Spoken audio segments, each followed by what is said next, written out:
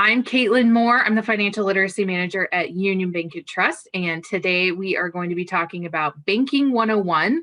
So what goes on in a bank? When you walk into a bank, what's happening there? And then scams and fraud, which may not seem like it would be a good idea to talk about with your age group, but it's actually very important with your age group. So we're going to talk about some scams that you might experience working with money and online, things like that. So today might go the full hour. I'm going to try to, the Banking 101 is a little bit shorter, but feel free to ask. So let's get started here.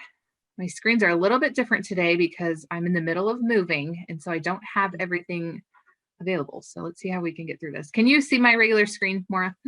Yeah, we can see you. There we go. Perfect. Yep. Okay. So Banking 101, we're going to talk about the difference between a branch and a drive-through. So a branch is this general word that we use for the physical location of where you receive face-to-face services for banking. So this is where you can go into a bank. Now we say branch because we think of it as a tree.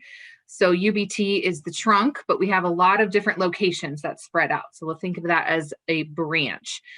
There might be one close to you, there might not. Sometimes there's a couple in the same location. I know on 48th and Calvert, there's several different UBT buildings, and 27th and Pine Lake, there's several, but we call those branches. And then a drive-through are the lanes at the branch located outside that you can do all of your banking without getting out of your car. Now, not every branch has a drive-through. A lot of them do, but you might see a drive-through window or these tubes that come down from a roof that you can pass things back and forth through that tube. So those are the differences between a branch and a drive-through. The drive-through, you can do most of the same banking. You can deposit money, withdraw, open up accounts. I know right now, all of our, as of today, our branches are closed inside just because of social distancing. So a lot of people are using the drive-through. But you can still get everything that you would normally do inside of a branch. You could do it through drive-through. And all right, who will you meet at the bank? So we're talking about when you go into a branch, who do you meet there? There's several people. There's support staff, tellers, personal bankers, loan officers, assistant branch manager, and a branch manager. This is at a typical branch. Now at banks, there's different locations that they do other things than banking. So where I work, my office is currently in a branch, but we're going to move over to a building that they only do like the back office business side. So we don't do any, I never touch money. My job is to never touch money. I'm not allowed to touch money at the bank. And so I work in a different part. So we're talking about when you are going into the bank to actually do something with money. We're not talking about extra services that the bank may offer, like what I do. And actually, I haven't worked in a branch the office since beginning of March. So this is where I work, inside of my office at home. So what do they do? So let's talk about each of those people that are at the branch. So support staff. So for UBT, this may be different for different banks, but for UBT, most of our branches, when you walk in, you're going to see someone and they're going to greet you. They're going to go, "Hi, welcome to UBT. What can I do for you today?" And you may say, "Oh, I need to deposit money, or I need to get some money out of my bank account, or open up a bank account." And they're going to point you in the right direction. Not all banks have that, but most of our branches, we try to do that. So these are just the people that are going to point you in the right direction, because it can get kind of overwhelming who you're supposed to talk to at a bank. So we want to make sure someone's there to help you out. So support staff, their job is really just to point you in the right direction.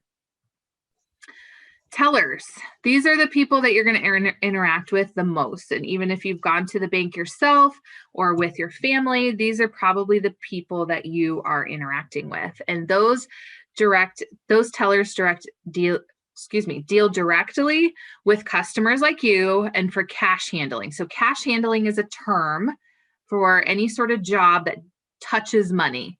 So if you are a cashier at a store or even at a restaurant, if you deal with money, you are a cash handler. So you handle cash. So that's something you can actually put on your resume or your applications when you have worked with money, is that you've done cash handling. So these tellers are the ones that deal with cash. They take the cash, they give the cash away. for the right reasons. They don't just give cash away. They help you with your deposits or withdrawals, money orders, account management. You can go in there and go, I'm just having trouble logging into my account, or I need to open up an account. They're usually the ones that you talk to first. Personal bankers. These are the ones that help you actually, you'll sit down in their office and help you identify what you need at the bank. So if you come in and you go, I'm new to the bank and I want to open up a checking and a savings account, you're going to sit down with a personal banker and they're going to say, okay, what are you going to, what are the things that you're going to do with your money? Are you starting a business? Are you going to be doing a lot of swiping of your debit card? Do you need a credit card? They're going to sit down with you and look at what we call products at the banks.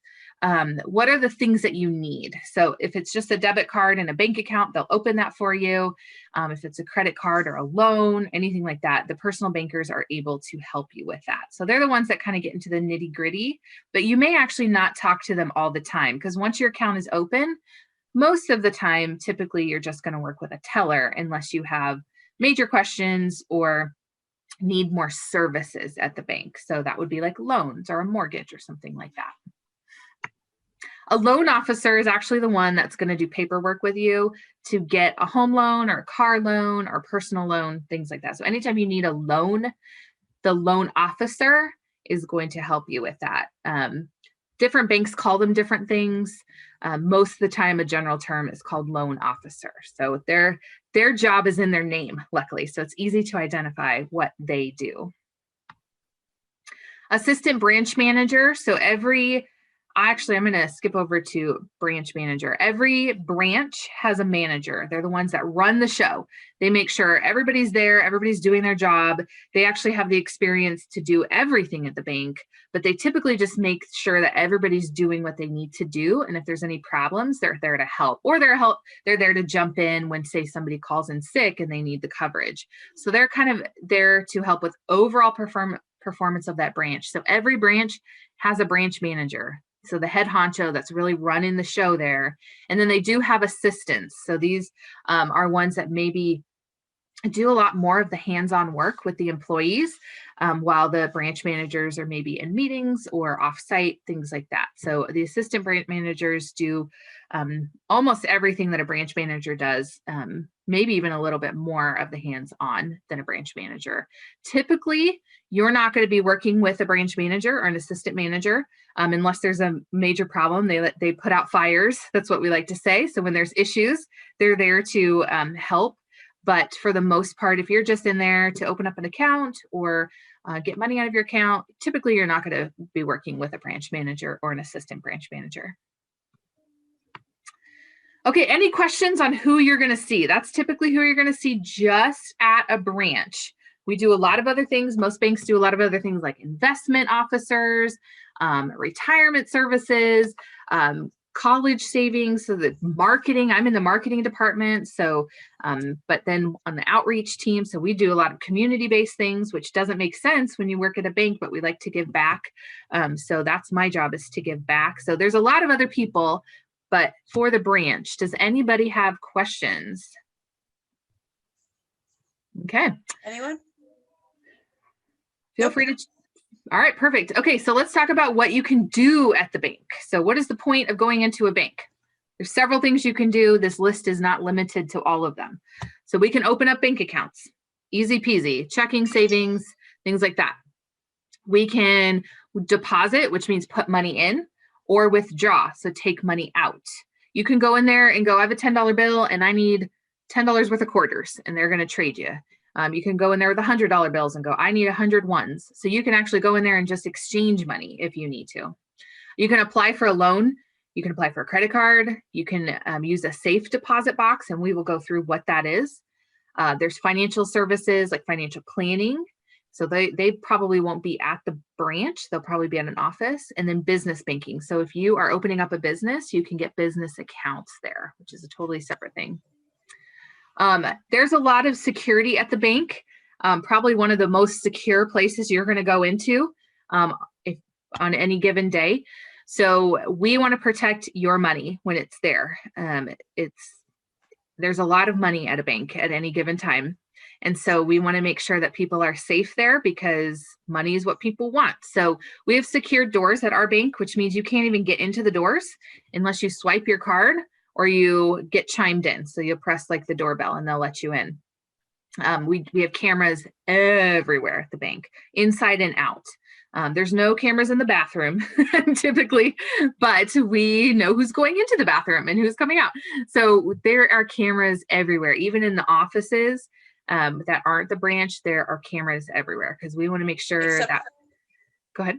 Oh, and not in the safety deposit area. Right. Right? There are not inside there. You're right, but there are outside. When you come, in order to do any of your banking, even if you have a bank account there, you have to bring an ID because even though you may say your name is Caitlin Moore, if you need to show proof that you're Caitlin Moore. Now, the more you go into the same bank, the more they're going to get to know you. And that's the goal, is that you're probably going into the same bank all the time, but you don't have to. But our goal is to get to know you so that when Caitlin Moore walks in, they're like, "Hi, Caitlin, how are you today?" But bringing your ID is always very important. And then safe deposit boxes. So I'm not going to go through that on this list, but I'll talk about the security behind that in a second. We never give out your information. Banks are not allowed to. So if somebody were to come in and go, "Hi, does Andrew Moore bank here?" They could not tell me if my own husband banked there unless I was on his account. So they can't even tell if somebody banks there unless you are the person or you're on their account. So there's a lot of problems. Like my parents live out of state, and when we share a bank, though, there's a bank, it's not UBT, but we bank at another bank that they sometimes just put money into my account. And it's very hard to do that, even though they don't want anything out of my account, but putting money in my account, they have a lot of trouble doing that because of security around the bank not being able to say that Caitlin Moore banks here. They have to go through they need my account number, probably my birth date, things like that in order to do that. So there's a lot of security when it comes to your bank account. FDIC insured. I am sure that some of you have heard this either on a commercial or seen this on an ad where they say, "We're FDIC insured." And you've probably wondered, what does that mean?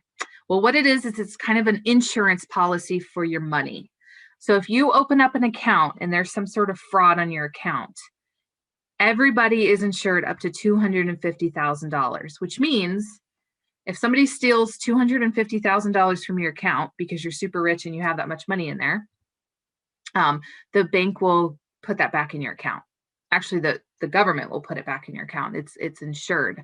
So if you are worried about your money just disappearing when you put it into the bank, it's actually insured. Now, not all banks are FDIC insured. Credit unions are insured by another policy. It's not under FDIC, it's another type, but you always want to bank at a bank that is FDIC insured or has another insurance policy because fraud happens all the time. It's very normal. And we want to make sure that we can get our money back if that were to happen. Okay. And we're going to talk about that in the scams and fraud part of this, like how fraud happens. And it's very typical. It happens a lot. Okay, so staff is trained to ask questions and take precautions. So I have a lot of stories that people have told me about people coming all the time to the bank, but then the one time they were acting really nervous. There was someone watching them because they were being kind of manipulated into getting money out of their account and giving it to someone. So bankers and tellers they're trained very well to ask a lot of questions and get to know you. And so if they think something's wrong, they're going to ask you a lot of questions because they want to make sure your money is safe and you are safe when you're at the bank. There's a lot of accountability, which means the bank just doesn't run itself. There's a lot of other people that make sure the bank is doing what they're supposed to do. We're audited, which means people come in and they make sure all the books are right, all the numbers are right. There's a lot of like government entities that make sure our bank is running correctly, that nobody inside the bank is doing anything wrong, things like that. So there's a lot of people even outside of UBT or the bank that you may bank at that are keeping track of what's happening inside of the bank. And then for us, staff approaches you personally rather than a one size fits all, which means we want to get to know you.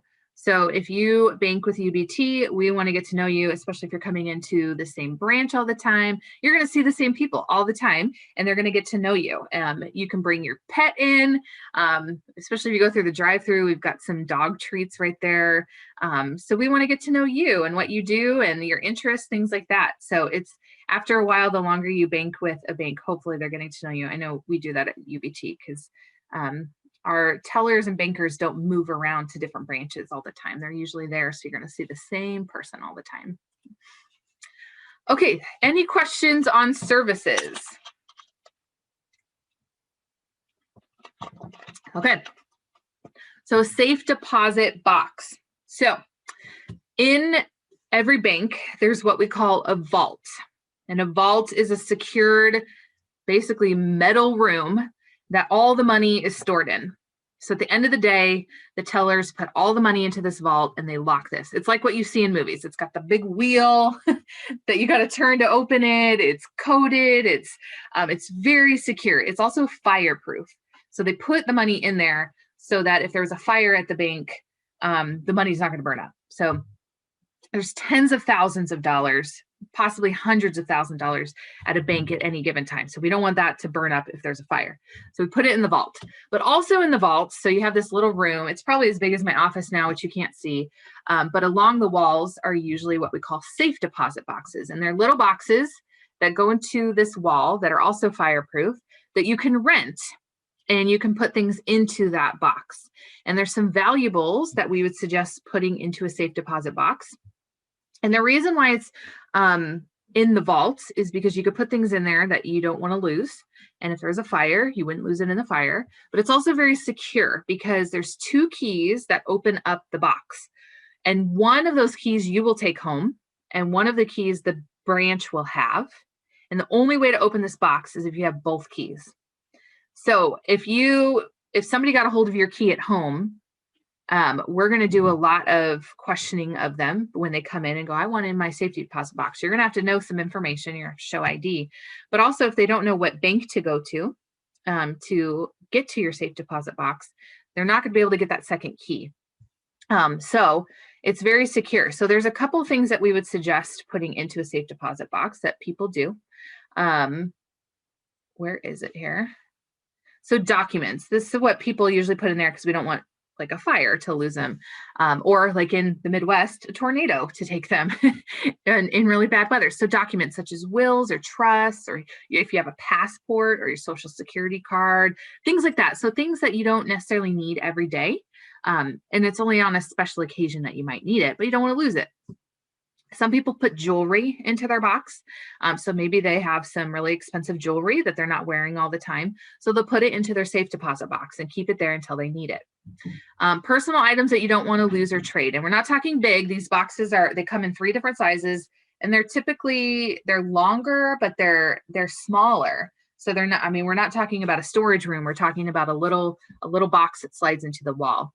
So there are some things that people like to put in there just to keep some valuables. There are things that you should not put into a safe deposit box, which are weapons of any type, illegal substances, so we're talking like drugs, and illegal objects, so things maybe that have to do with drugs. That's one example.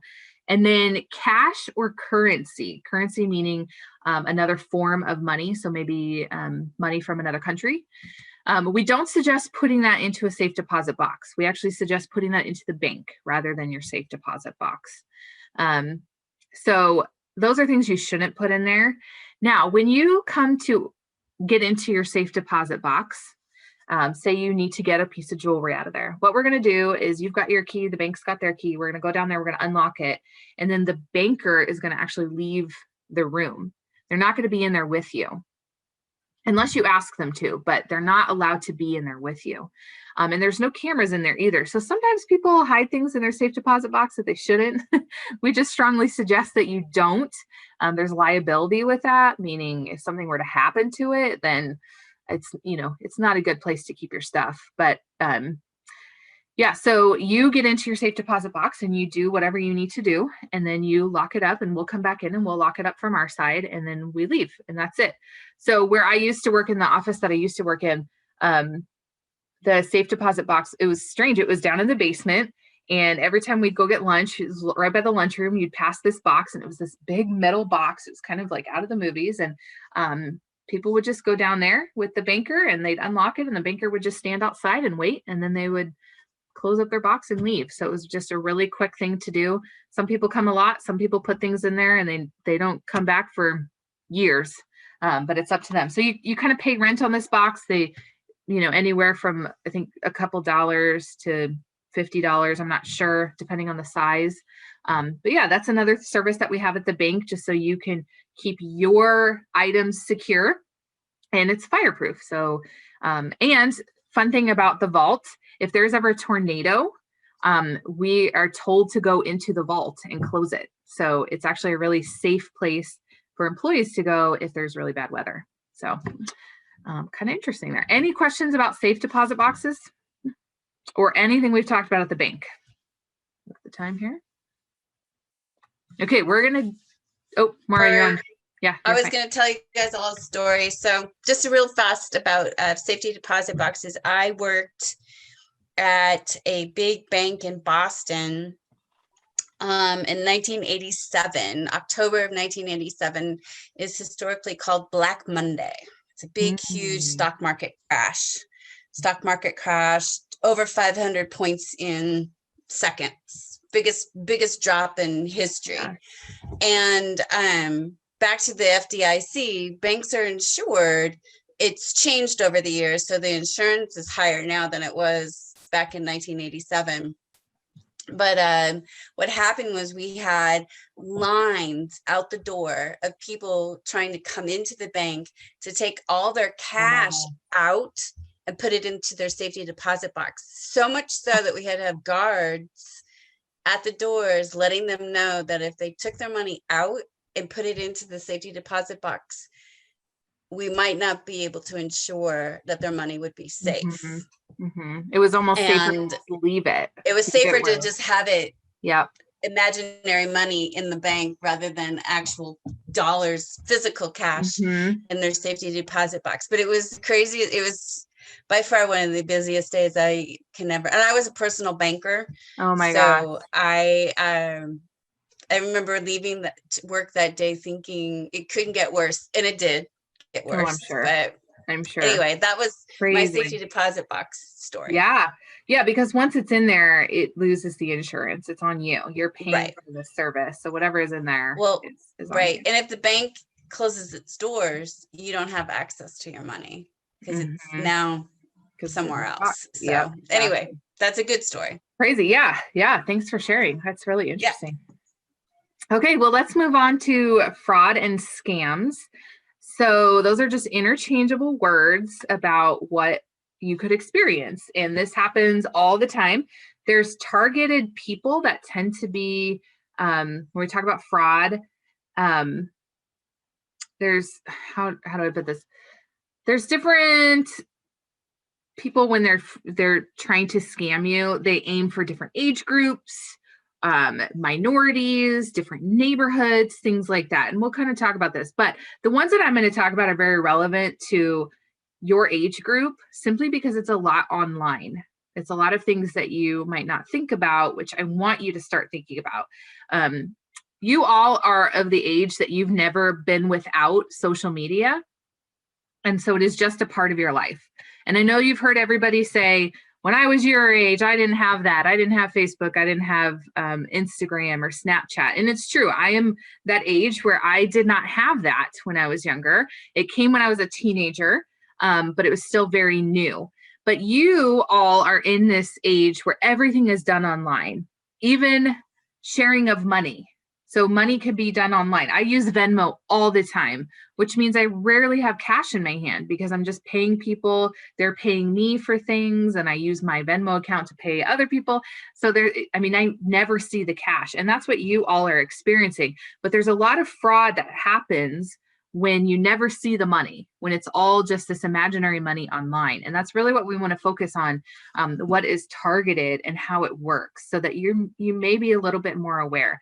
This is not the end all be all, meaning they may happen a little bit different if you ever experience this.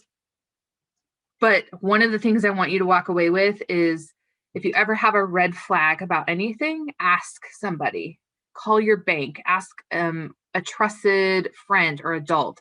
So if anything, I just want these to make you feel like, oh, I have a little bit more knowledge and this just doesn't sound right anymore. So let's talk social media. So there are social media apps that I'm too old to understand how to use, and I'm not old, but you all know how to use it. So we're going to talk, when I use examples of social media, I'm going to use Snapchat and Facebook as my go-tos. Those are just the ones that I use the most. I know that Facebook is really out at this point, but I'm going to talk Facebook and Snapchat. So that's my reference point. So scammers are using social media and acting like your friends. Especially because social media, you can connect with friends that maybe you've moved away and you haven't seen them for years, or there's family that you haven't seen for years, but you connect on social media. So it's kind of hard to decide whether you're talking to the person or not. Okay, this happens all the time. People are hacking into other people's accounts, and who you think you're talking to is not that person. So what they do is they hack into an account, they contact you, and they ask you to send them money. And this could be your cousin John, or this could be your old best friend Sam, but you just haven't seen Sam for a while. And so you have no idea if it's Sam asking for money. So you want to be careful with that. If a person that you haven't talked to or don't have access to all the time, meaning you don't go to school with them, you don't see them all the time, if they're asking you for money, you need to probably reach out to them some other way. Whether you call them, you call someone they know, maybe you've got some friends that know Sam, that see them at school, but you don't go to that school anymore. Can you reach out to them? Figure out how to reach out to them, maybe by a phone call, which I know is a little taboo. Nobody likes to make phone calls anymore. But find out if that person really needs money, because it could be that their Facebook or Snap just got hacked. They're asking, some of the things that they also do is they say, hey, you can make some really fast cash. Let me tell you how to do that. I'm going to send you I'm going to put $5,000 in your account, a $5,000 check that I already have made, but you need to send me back $2,000. So you can keep the $3,000, but you send me back $2,000. So they're kind of prompting you, saying, I have a certain check here that I could give you part of, but you got to give me the rest back. That's a scam. Anytime you see that, that's going to be a scam. Okay. And they're asking you for your online information. So they're going to say, hey, what's your bank account number? What bank do you use? You know what? It's actually a little bit easier if I just sign in, because this could be a little complicated. So give me your ubt.com sign-in information. They're going to ask you for that stuff. That's all a scam. You should never, ever, ever give someone your account number, your banking information, your online sign-in information. You should never, ever do that, especially over social media or to someone that honestly you can't have a face-to-face conversation with. So it may be your best friend Sam. She may live 20 miles away, but you have no idea if it's really her on the other end of that social media platform. So you need to do some homework, because if Sam really needed money, would she be asking you over Facebook? We don't know. So let's find out by reaching out to her, FaceTime her, call her parents, whatever you need to do. And Sam, I know there's a Sam on the phone. Sorry, I'm using your name. It's a good one. So get a little notoriety today. So we just want to make sure that if you're using social media, if someone is contacting you, asking you for money or your banking information, you do not do it under any circumstance. And what you should do when this stuff happens is never send money to them.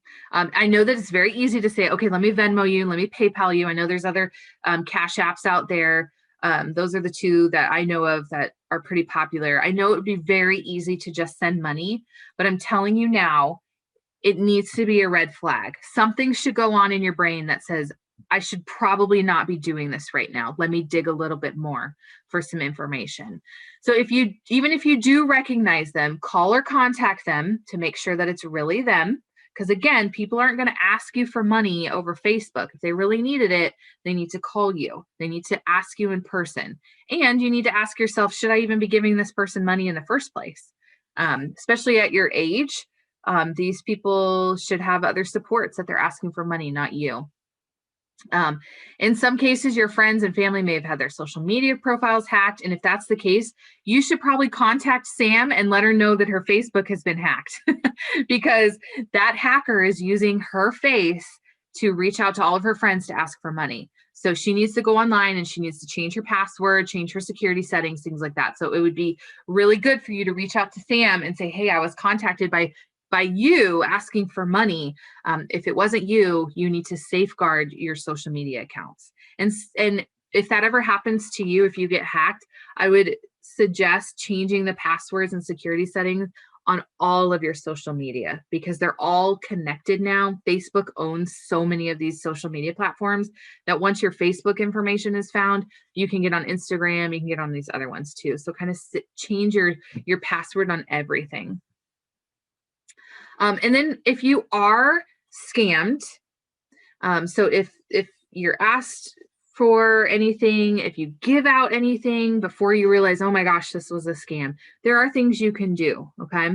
First of all, you need to stop communicating with that person immediately, okay? Don't give them any more information, just stop communicating. Change your password and your security right away. This is if you are involved in the scam, not that you're scamming, but somebody has scammed you in some way.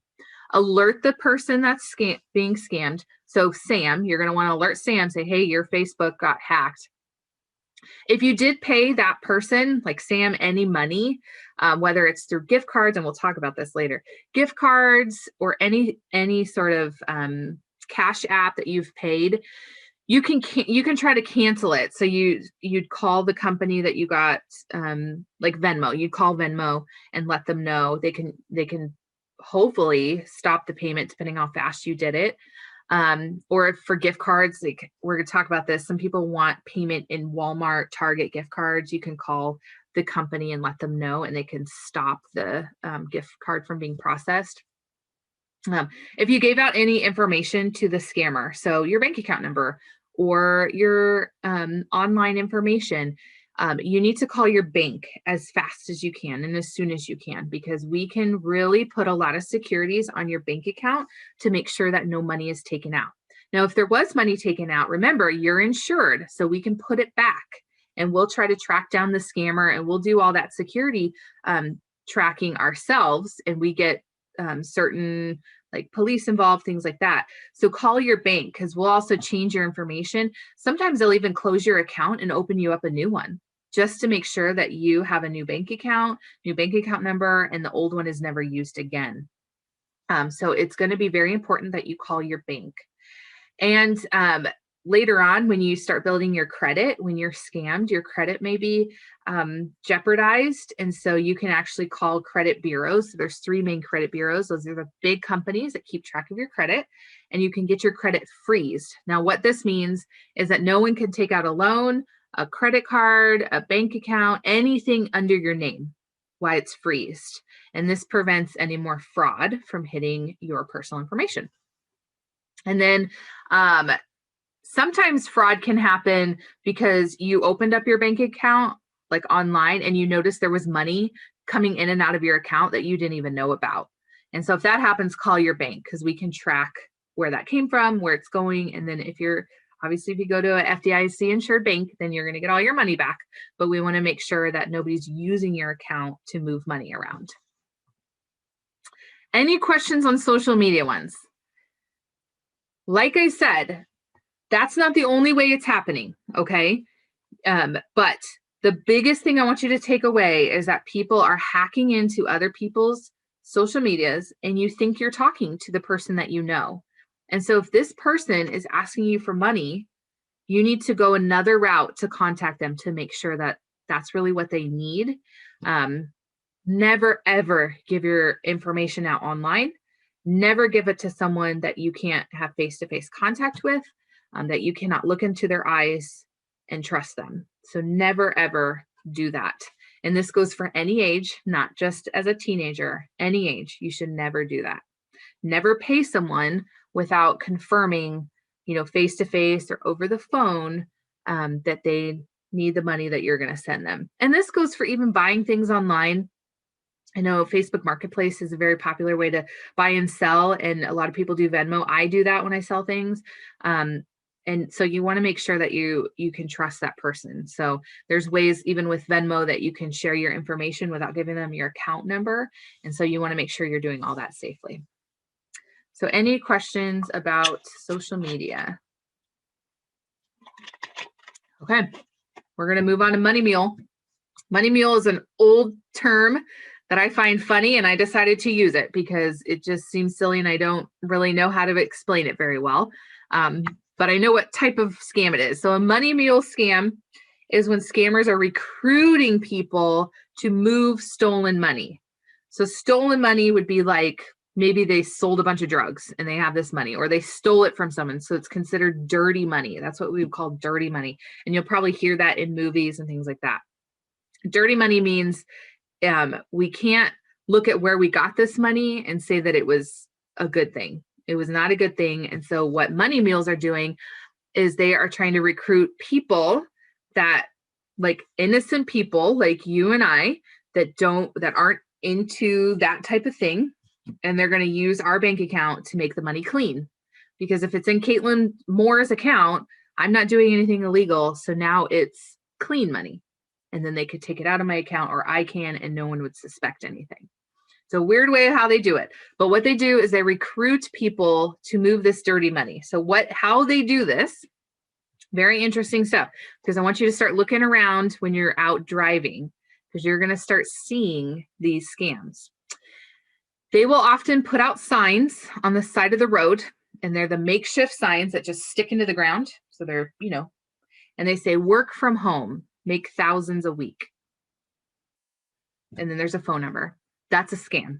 Okay. They are all over Lincoln. I see them all the time. Okay. So just start looking around when you're at a stoplight. Look around at the signs that are around the light, and you're going to see that. You may see signs or even online ads for mystery shoppers, interns, agents, tutors, everything that you're going to work at home, but you're going to make thousands of dollars doing it, and you only have to work part-time. Okay.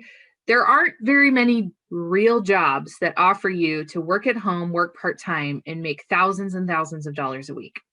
Those are the jobs that need high educations, a lot of experience, and they're just few and far between. They're not for teenagers. They're not for everyone. So if you see that kind of ad, and oftentimes they don't have a website that you could go to, they don't have any pictures, they don't have any people listed that you can contact. Maybe there's only an email address that you can contact, not even a phone number.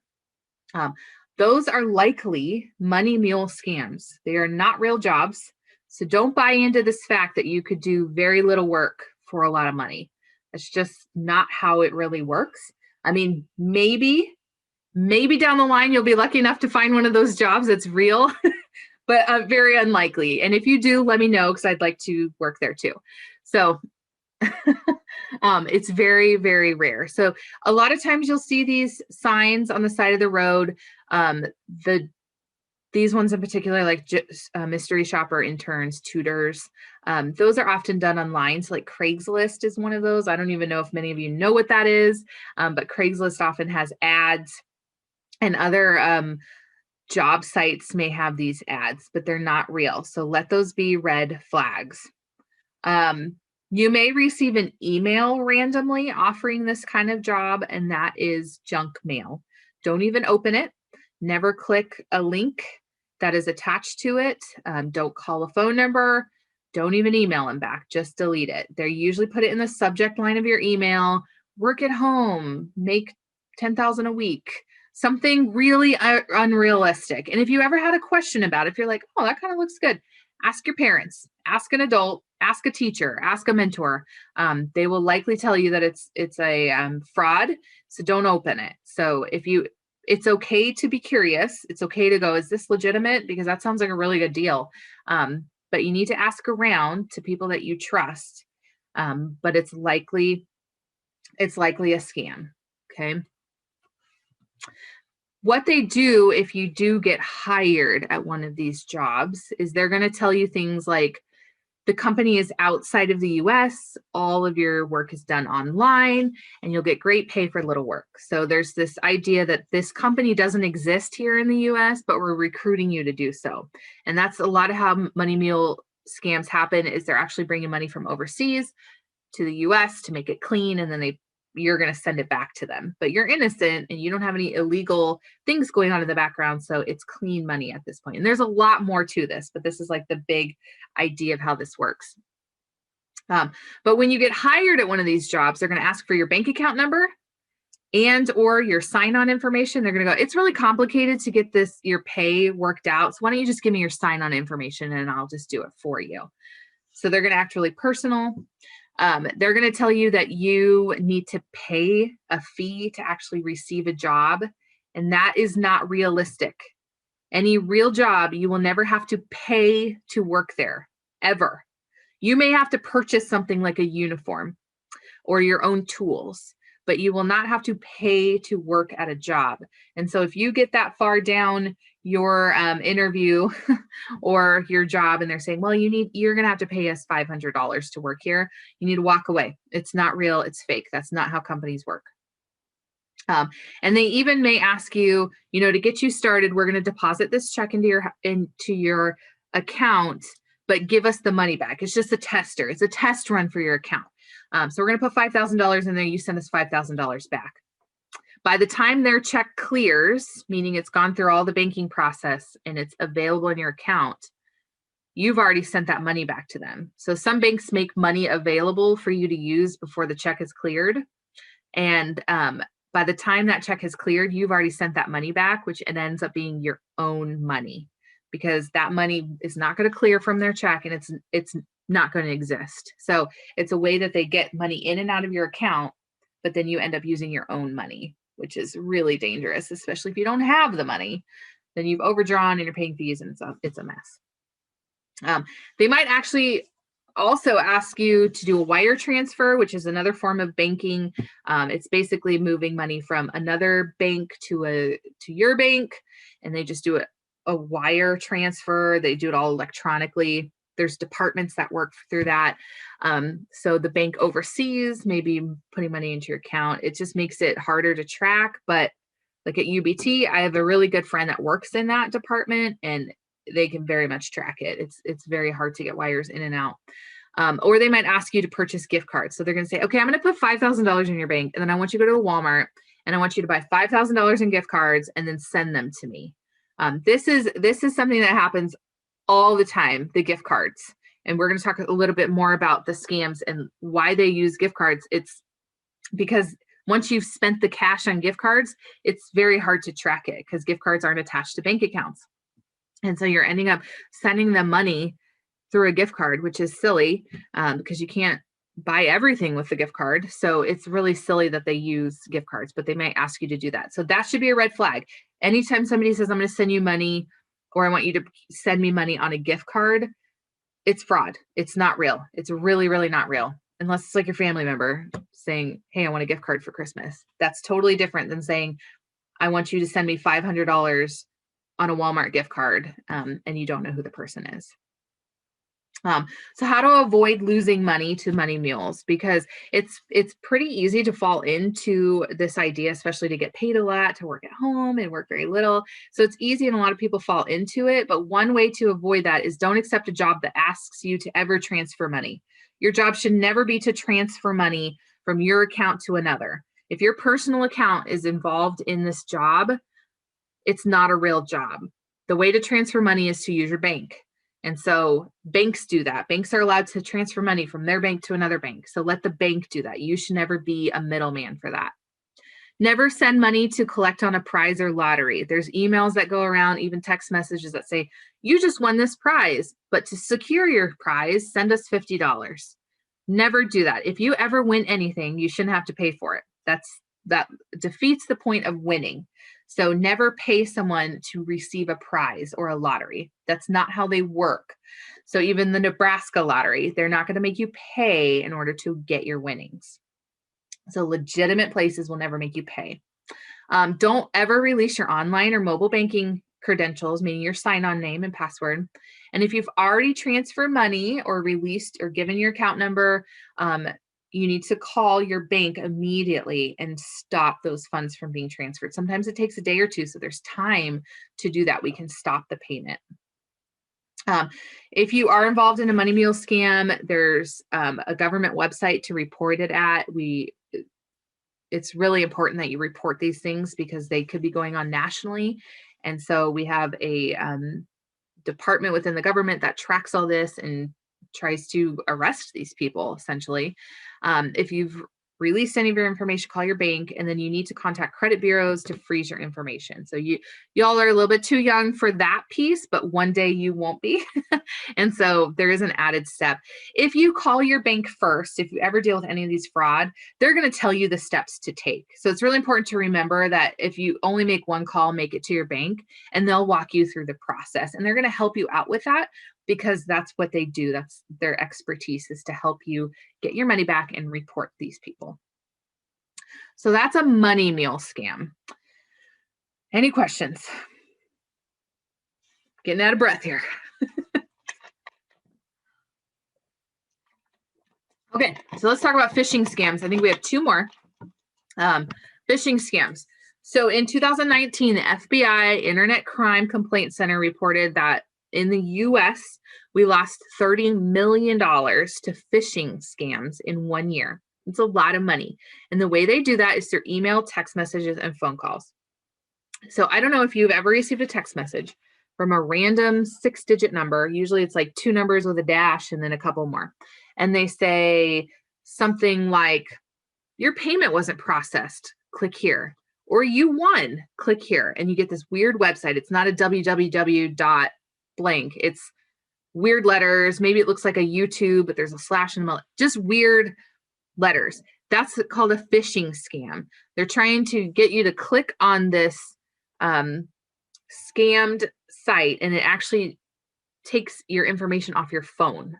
So it's taking, if you have your banking app on there, your social media apps, it's getting all of your passwords and sign-on usernames because you click this link. And it could come in email form, which means it's getting it all off your computer. Phone calls, it's a little bit different, but they may call and say, hey, I need your information because it wasn't processed correctly. I got one of these recently. I bought something on Target.com or on their mobile app, and like a couple days later, I got a phishing text message that said, your payment wasn't processed, click here. And I thought, oh, well, I just bought something on Target. I should probably check into this. I did not click on the link. Instead, I went to my app, my Target app, and I looked at my orders just to make sure everything went through, and they did. So I knew at that point, my payments had gone through. This was just a scam. So I deleted that text message because it didn't look right to me. So it may seem real. They may represent a store that you just shopped online, something like that. But the best way to defeat that is to go to the company you may have just bought something for and check your account there rather than using this link. Scammers will attempt to trick you into releasing all of your information, but those links will actually take those informations off of your phone and your computer. Once they get that information, they're going to sign on under you. They could use your account to scam other people, like we talked about. They're going to use your social media. They could use your Venmos, your PayPals, things like that. So it's really important that if you ever get one of those text messages or emails, that you just delete them. Do not press the button, because then they're going to have access to all of your information, and you're going to have to go in there and change all of your information, call your bank, things like that. So there's a lot more that you'll have to do to secure your money than it will be to just delete the text message. How to recognize. So some of the things that they'll say that they've noticed suspicious activity on your account. On the contrary, they are the suspicious activity. They'll claim that there's a problem with your account or your payment, like I experienced, or they'll say, in order to process, we need some of your personal information. they'll say, you want to click the link to make a payment. So maybe some people have loans or they're making school loan payments, and they get these random text messages that say, to make your new payment, click here. It's false.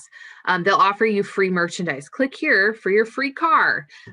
It's all false. It's not real. It may sound like a really great opportunity, but it's not real at all.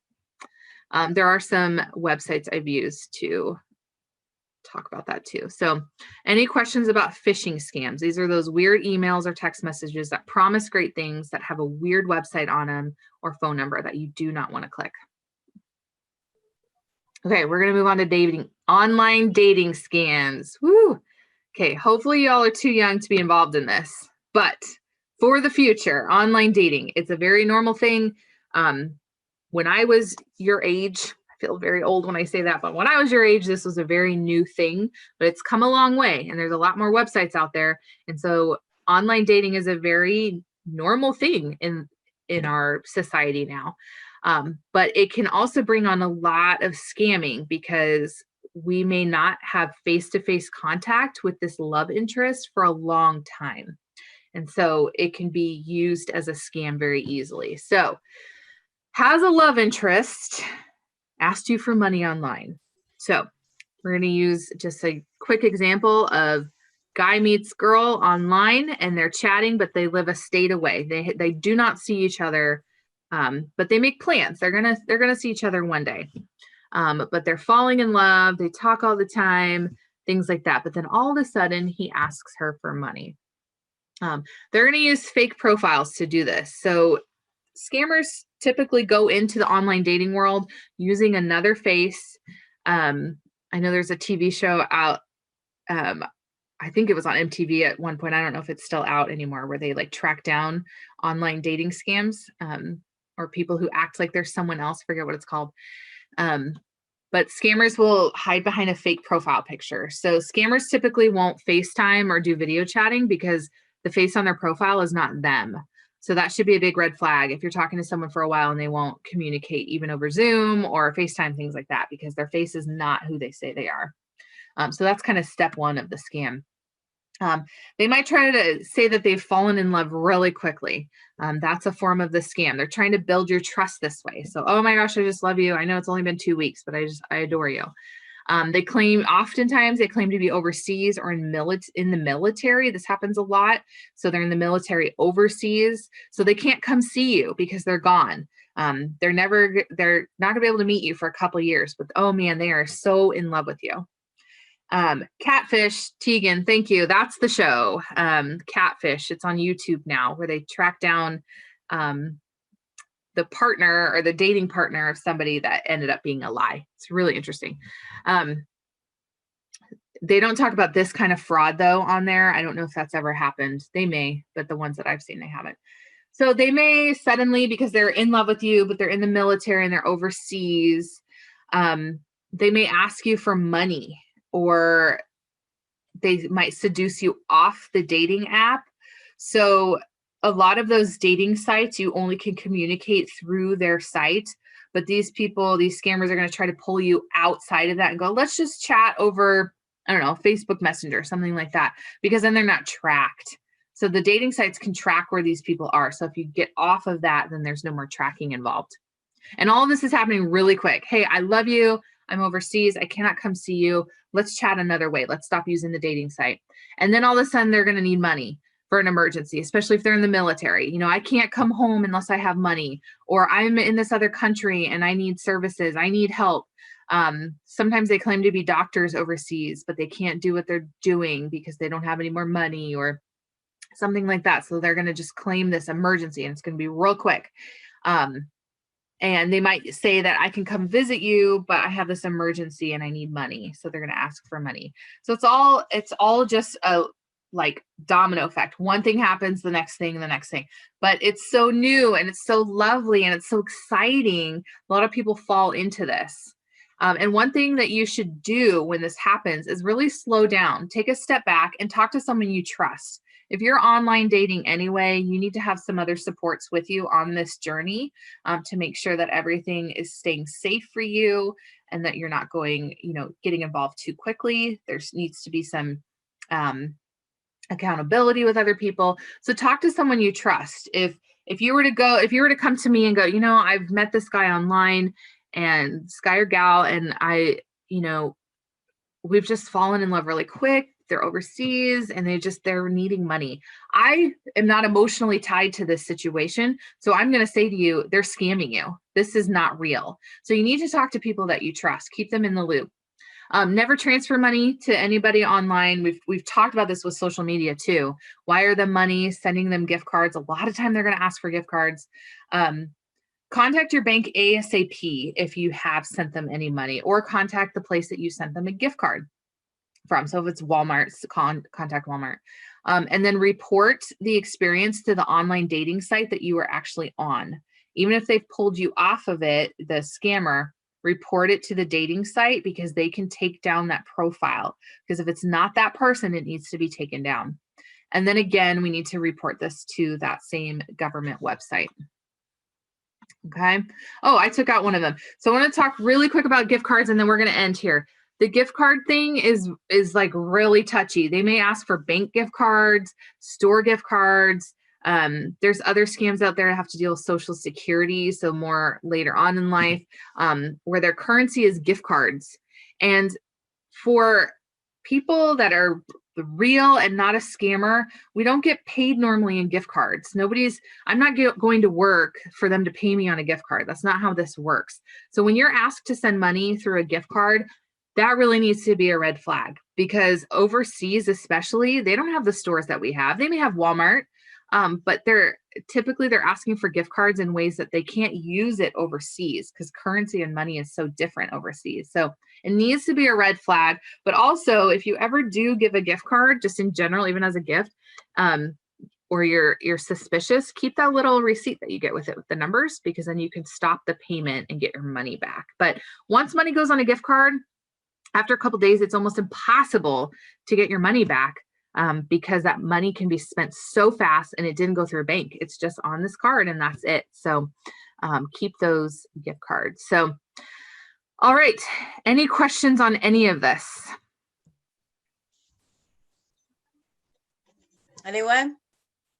That was really good information, Caitlin. Thank you. Thank you. Yeah, no problem. If you ever have questions, if you ever feel like you're being scammed, because they're going to target teenagers. They like to target teenagers, elderly people, minorities. They'll target people in certain neighborhoods. So maybe lower income neighborhoods. But teenagers are a big one, because you all do everything online. You may never touch cash for weeks and weeks, because everything's just done online. So it's a huge breeding ground for scams and fraud. So when in doubt, ask someone, ask me, ask more, call your bank. We get people that call us at the bank just to ask these questions, like, hey, what do you think of this? Have you heard of this? We hear about scams all the time. So we can say, yes, there is a scam going around that's happening this way. This is what we can do to help you. So as you get older and you're experiencing this, make sure that you talk to other people if you have any of these red flags. Yep. All right. Well, that's all I got to say about that. Well, thank you. Thank you, everyone, for coming today. I really appreciate it. We'll get this online too, so you can refer back. Or if it's information your parents want to watch, you can, pass that on to people that you think may need it. So, but when in doubt, give me a call or shoot me an email. I'm happy to do that. So we're going to resume these in January, right? There's no more for December. Right. Okay. Right. So we're going to nothing for just, yeah. Cool. So we'll pick up some more topics in January. But if you ever had questions like, hey, I'd like to learn more about this, let Maura know, because I would love to put something together that you all want to know about financial stuff that, you're really wanting to know. So right now we're just picking topics that I like, but right. Yeah. Thank you so much.